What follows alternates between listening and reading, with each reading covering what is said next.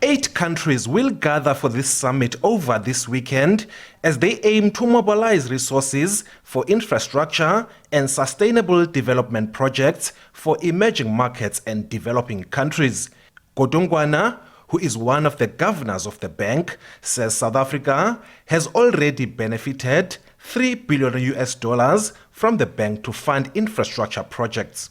We are aggressive, for instance, in upgrading our grid, in looking at new capacity for generation. We think we'll be utilizing sources from this bank. And a clear example, for instance, the minister from Lesotho will be here to sign funding for the hydro project in Lesotho, because they are not a member, but the beneficiaries of that project are members of it, like South Africa. We've been able to persuade the bank to fund that project as well. National Treasury is also tallying the costs for infrastructure projects that are in the pipeline. It's massive. I mean, if you look at the thousands of 14,000 kilometers of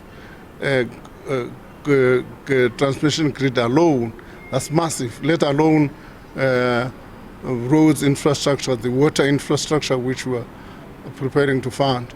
We'll be able on the 30th of October to kind of give an indication in the medium-term budget policy statement on these issues.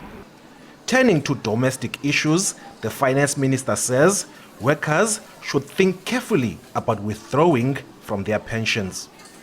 If you ask me, I would not encourage anybody to jump for it with ease. People must think carefully, because this is their future savings. So it's not an emergency thing. And he also appears to be unfazed about those complaining about taxing the withdrawals, making an example that he even taxes tips for waiters.